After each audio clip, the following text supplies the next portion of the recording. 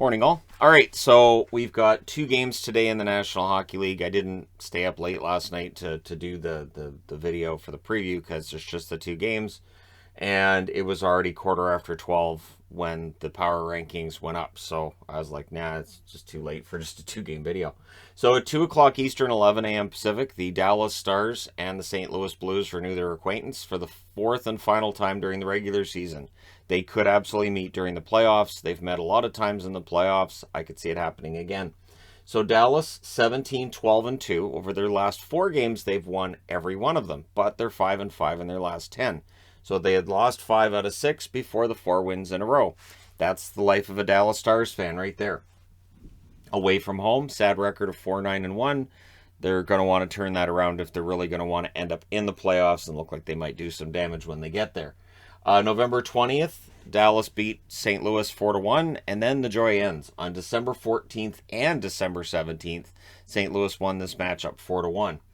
St. Louis 20, 10, and 5 overall. Over their last 10, they're 7, 2, and 1, and at home they're 13, 3, and 2. So for the St. Louis Blues, they've been excellent at home. Dallas not great on the road. And I thought, why don't I just wear a Detroit jersey? Detroit's been poor on the road, but maybe they're due for a win on the road. After that humiliating defeat from LA last night, got to be some bounce back and pride there.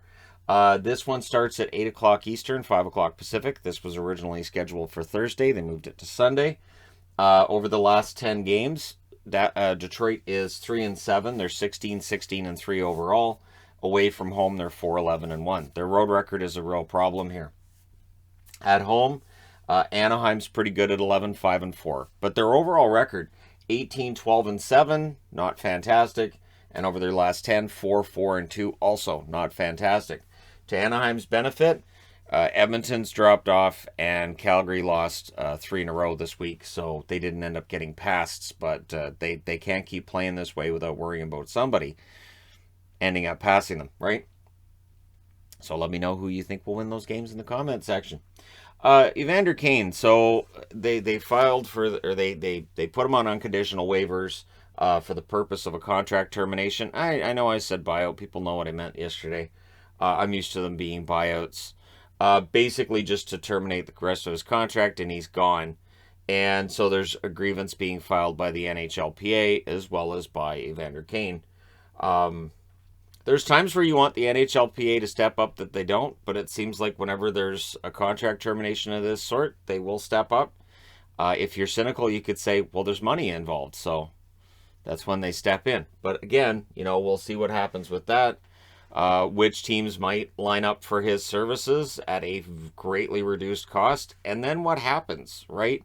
Will he be able to get his game back? Will he continue to basically flout the rules? This kind of thing. And that's a comment on Kane that goes back to when he was a Winnipeg Jet. Is comments about, behavior and things he was doing, and just his general demeanor. So that's something that I think you're taking on if you take on Kane, which is why if anybody mentions, well, why doesn't he go to Vancouver? No, Vancouver, I really don't think that would help. And so you're going to have to find a team that might be able to get that under control. It screams a Carolina reclamation project. Of course, for Carolina, do they really need a scoring winger? I don't think so, but would it surprise me on a reduced pay level? Not necessarily. So, because Don Waddell was the GM of the Atlanta Thrashers. So, see right there. Austin Matthews, 59 goal pace for him right now. So while you may not be happy with how last night's game ended up, he is on pace for 59 goals. Toronto has an excellent record, and Matthews has a chance at winning the Rocket Richard Trophy. Absolutely. So we'll see whether or not Matthews can keep that pace up, and of course for the Leafs, can they bounce back from that loss against Colorado last night and use that as everybody's losing to Colorado right now anyways, and it feels like Colorado can just run up the score at will. So I think they just mess with the sliders during the game. That's my feeling on it. But yeah, Matthews, if he ends up with a 60-goal season, he's one of the best goal scorers in the league. And it's just that's something that I know there's some people may not be all that happy about, but yeah, I'm quite impressed with Matthews and his ability to score goals.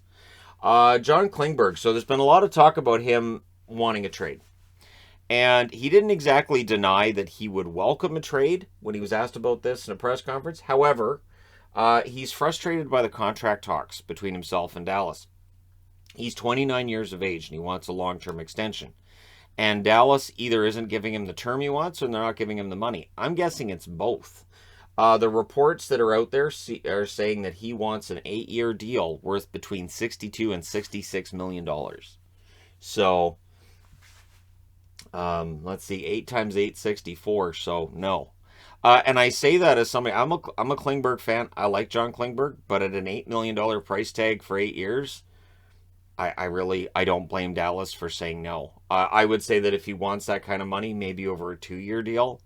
But if it's an 8-year deal, I really honestly think that this is a case where Dallas is going to end up probably trading him.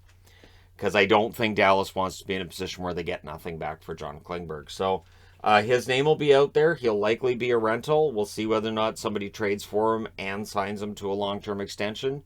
But that's a lot of money for Klingberg. And he's a very good offensive defenseman.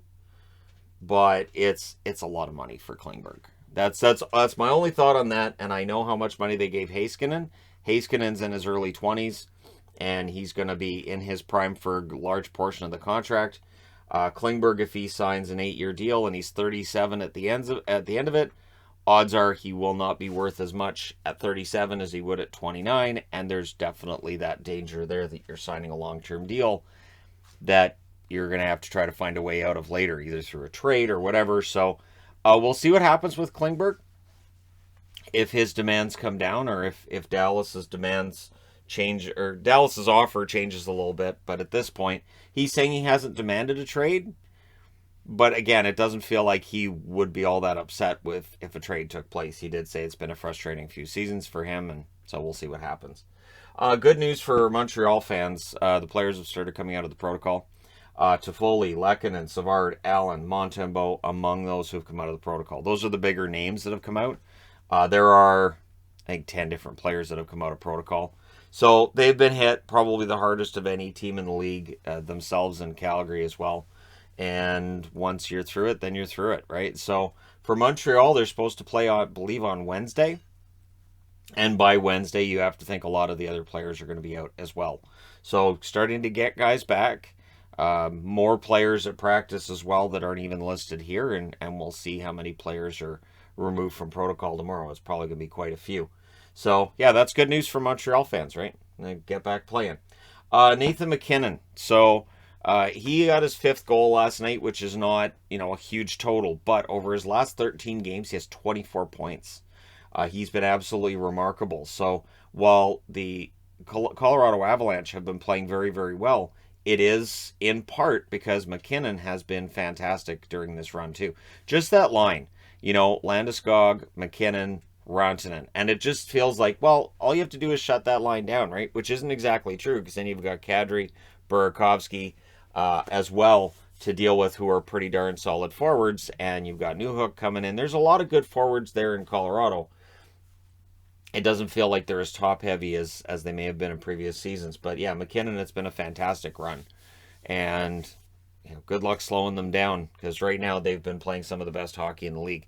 But there you go. Let me know your thoughts in the comment section below, as always. Don't forget to hit like and subscribe if you're browsing your way through. You just happened upon this video. Thank you guys so much for watching, for all your support. I will talk to you again soon.